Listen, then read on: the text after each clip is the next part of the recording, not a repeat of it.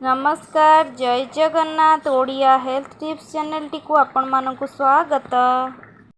सकाळु उठिबा परे पानी पीबार लाभ कौन जानतु। केते ग्लास पानी पीबा उचित।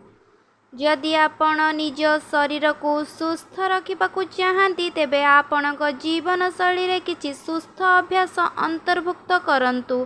एपरि एक सुस्थ अभ्यास हेउची सकाळु उठिबा परे पानी पीबा। सकाळे खाली पेटरे पानी पीबा द्वारा हजम प्रक्रिया भल होइथाए। एही कारणरु शरीर रे जमा होइतिबा विषाक्त पदार्थ निर्गत हुए। सकाळे पानी पीबा मध्य चर्म पाई भल बोली विवेचना करा जाए। जेउ लोक माने नियमित भावरे सकाळे पानी पियंती सेमानकर किडनी एवं पथर समस्या कम थाए। शरीर को सुस्थ रखिबा एवं रोग प्रतिरोधक शक्ति वृद्धि करिबा पाई सकाळे खाली पेटरे पानी पीबार अभ्यास करिबा उचित। जानन्तु सकाळे पानी पीबार सठिक नियम कौन एवं केते पानी पीबा उचित। सकाळे आपण केते ग्लास पानी पीबा उचित। सकाळु उठिबा परे प्रथमे करिबा उचित दांत घसीबा बिछणा रे चा पीबार अभ्यास थिले मध्य प्रथमे पानी पीबाकू अभ्यास कर। सकाळे उठिबा परे आपणकू अति कम रे 2 रु 3 ग्लास पानी पीबाकू पड़िबो। जदि आपण आरंभ रे सेते पानी पी परिबे नाही तेबे 1 ग्लास रु आरंभ करंतु। धीरे धीरे एहाकू 2 ग्लास एवं तापरे 3 ग्लास रे वृद्धि करंतु।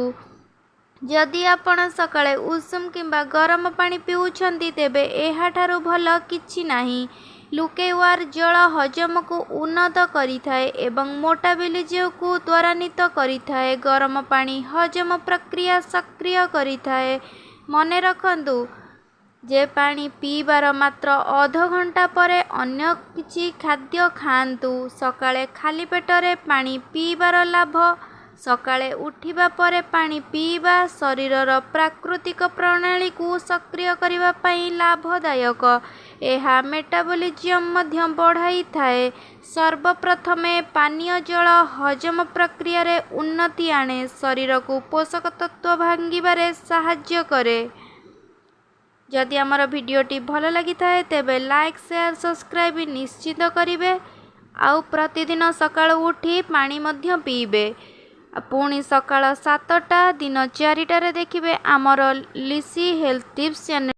लाइक शेयर सब्सक्राइब सहित पाखरे थिबा बेल आइकन को दाबे देबे प्रतिदिन एमतिका नुआ नुआ भिडियो देखिबा पई। प्रथमे जदि देखिबाकू चाहुचंती